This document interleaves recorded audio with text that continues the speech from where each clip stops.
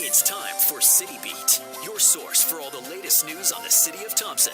Only on 102.9 CHTM, your radio station. Good morning and welcome to City Beat here on 102.9 CHTM. I'm Monika, and joining me today is Deputy Mayor Penny Byer. Welcome to the studio. Glad to be here. I just want to remind listeners that we will take your questions at 677-8181, or you can also email chtm@arcticradio.ca. So to start things off, Premier Greg Selinger is in Thompson, and I understand that you just came out of a meeting with him. Can you tell us what happened?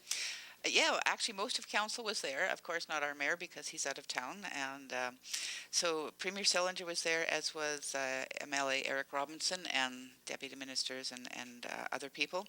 And it was an opportunity for us to let Premier Selinger know what we're looking for, what we need as a city. So we covered off a few areas. I don't think any of it was a surprise to him, but we did try to emphasize the urgency on some.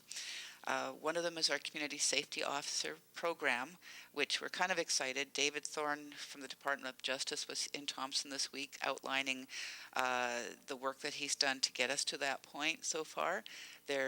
We are aiming at being able to announce it officially February 9th, 10th, but there's a lot of details yet to work out. Our goal is to have the Community Safety Officer program in place in time for the May long weekend so that we can start off where we want. So. Awesome. And is there any other sort of stuff that you guys talked about as well? Oh, lots. We talked about amalgamation with the local government district of Mystery Lake. This is still really preliminary, and I realize not a lot of people know any details. That's because there are no details yet. We passed a resolution on Monday's council meeting to go to the next stage, which would include public consultation and focus groups or whatever. Also, there was a study that was cost-shared by the province and the city to take a look at the impacts of amalgamation. We have to look at that yet and discuss that yet. That's just rolled out. So this is the beginning of this stage. But tied into that is the waste disposal grounds. Now, the province is in a situation where their resident administrator is retiring. The LGD has been administering the waste disposal grounds, and they would like to unload it, for lack of a better word. And the municipality is the most obvious place for them to unload it to. Now, council isn't opposed to taking on that responsibility, but there's an awful lot to do. There's employees, and they're the collective bargaining agreement with the employees from the waste disposal grounds. There's transfer of assets. There's a number of things that have to be looked at. Now, the province would like to be able to turn this over by April 30th. Council's not comfortable with that, and that was kind of the main area of discussion with Premier Selinger was, we would like you to give us some more time, push us back, give us at least 6 to 9 months so that we can do our due diligence and be comfortable with making this really major decision. And so I guess he's going to get back to council moving forward? Yes, there will be ongoing discussions between our administration and their administration, so that's pretty much where that's at. We asked for some consideration as well with the water treatment plant. As I believe most people are aware, there are negotiations or discussions between Valet and the city of Thompson about transferring the the water treatment plant to the municipality. Right. Lots to discuss in that. One of the things, though, that when a transfer like that takes place, the province has a land transfer tax and PST that they collect. If the province were to collect that from the municipality, that would be almost crippling for us because it's well over $1 million.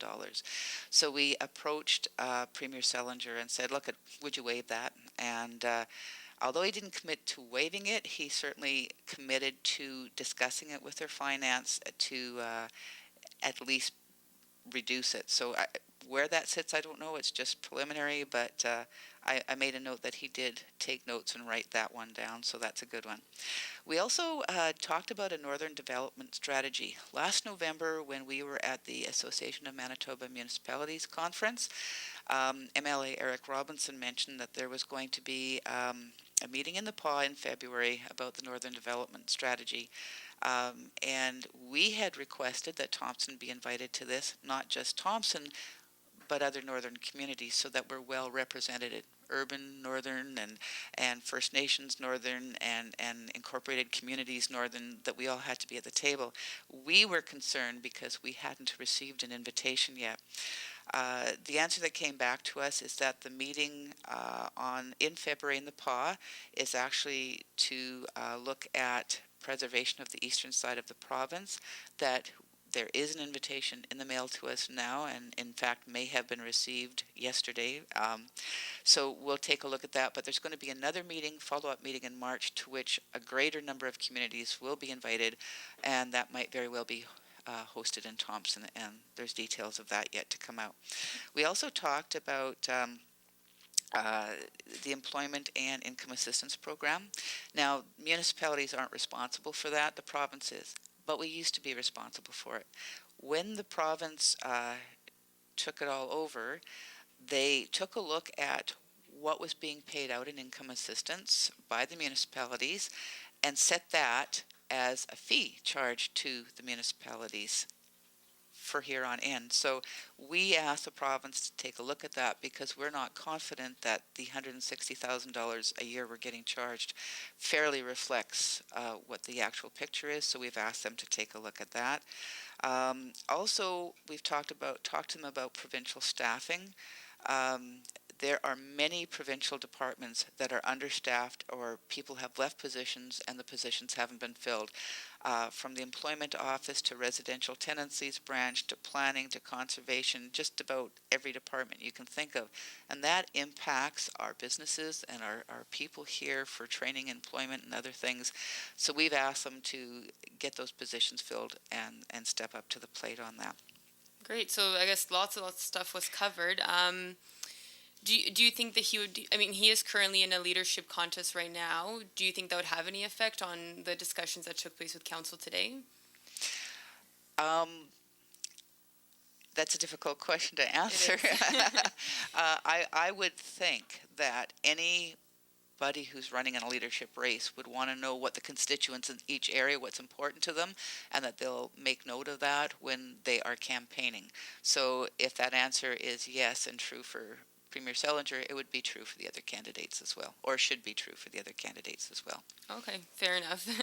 All right, now to move things along a bit, school zone speed limit was discussed in Monday's council meeting, and I know this has kind of been a controversial topic, I guess, here in the city. So tell us a bit about the bylaw that had its first reading passed on Monday. Okay, I'll just back up to the meeting prior to, where a bylaw was introduced to bring the speed limits from 7 a.m. to 7 p.m. in all school zones or in all areas, and that was tabled, so it was sent back to the committee and said, no, we need you to revisit this, we're still not happy with it. So what came to us this Monday was an amended bylaw, and it called for speed limits of 30 kilometers an hour between 8 and 5 in all school areas except for R.D. Parker. Right. And I want to be careful how I word that. It's because the 30 area behind UCN Drive needs to stay intact. That would remain, yeah. So the only area where it was asked to be relieved and put back to 50 was that strip in front of R.D. Parker. So that passed first reading. It's got 2 more readings to go, and the next second reading will be at our next council meeting. The second reading, that was going to be my next question. So the second reading will be the next council meeting, and then I guess if that were to pass, the third one would be right after as well, or? It depends. Whenever we have bylaws that are controversial, we try not to have 2 readings in one session. Of course. My thinking is it'll probably be taken over another council meeting for the third reading. Yeah. Now, out of curiosity, I know that some of the time restrictions that were suggested by the Public Safety Committee was to make it 7 a.m. to 7 p.m., but what ended up getting passed is the 8 a.m. to 5 p.m. Is it common for council to sort of pass, I guess, motions that wasn't necessarily suggested by the Public Safety Committee, or?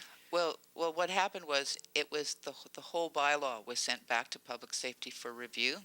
So when it went back, they got additional input, not just from that council meeting, but from other people in the public and from other people who they had requested information from.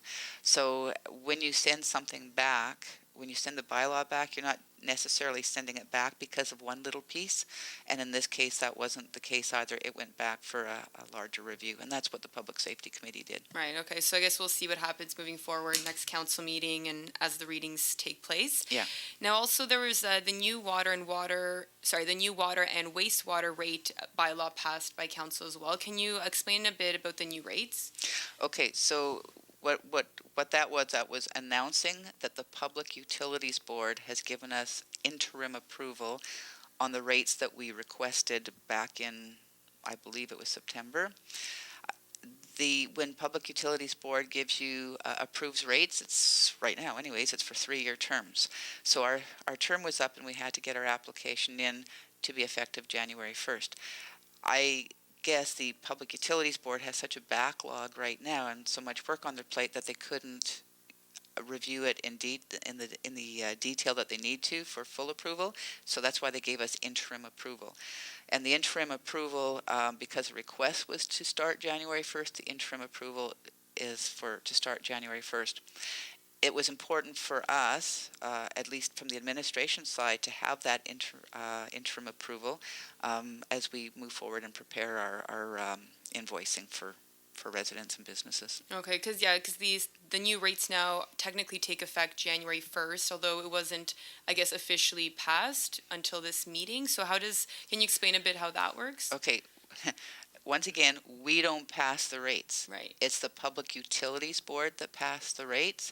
What we pass is the ability to charge the rates that have been approved by the Public Utilities Board. Okay. So it's technically already passed by the Public Utilities Board. On an interim basis. Right. Now, when the Public Utilities Board looks at it again for full or final approval, they might have some changes or recommendations. We don't know.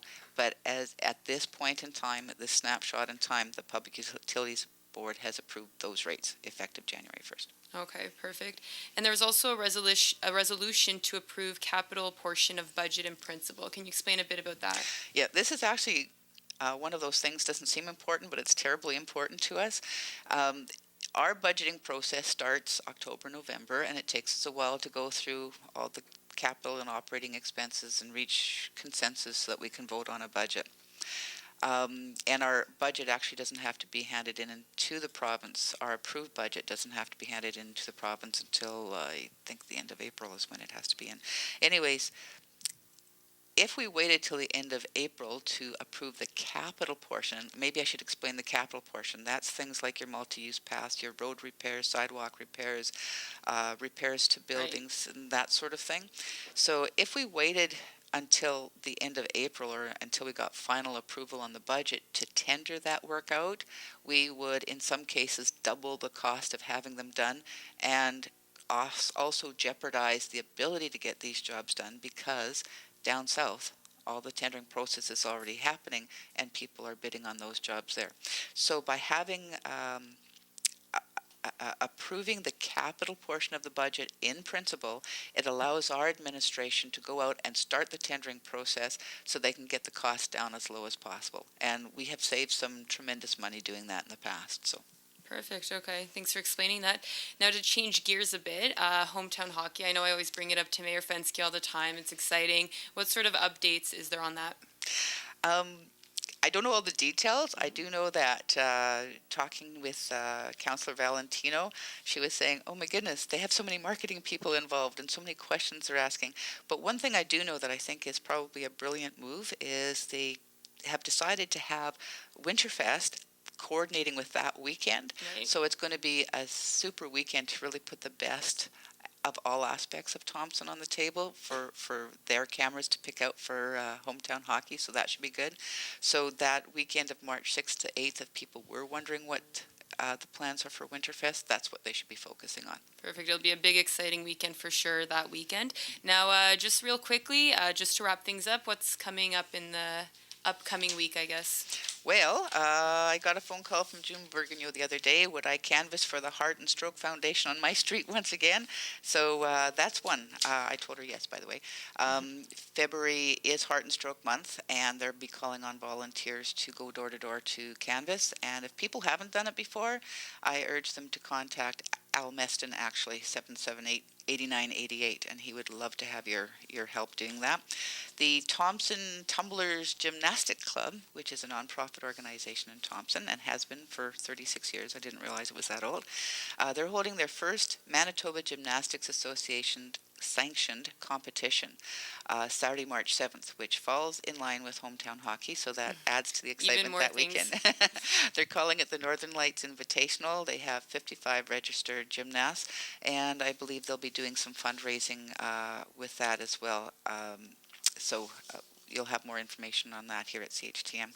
And I guess on this weekend, the Norman North Stars are hosting the Yellowhead Chiefs. Mm-hmm. I understand that this is the second last home game of the season, sure so is, for people who love to see the live games, this is your chance, or your second last chance. And the tickets, of course, are available at the CA Nesbitt, and game time is 7:30. Perfect. Thank you so much for joining me today, Deputy Mayor Penny Byer, for this edition of City Beat. Join us every Thursday around 11:30 for more on what's happening around Thompson and City Hall. For 102.9 CHTM, I'm Monika Gould. City Beat.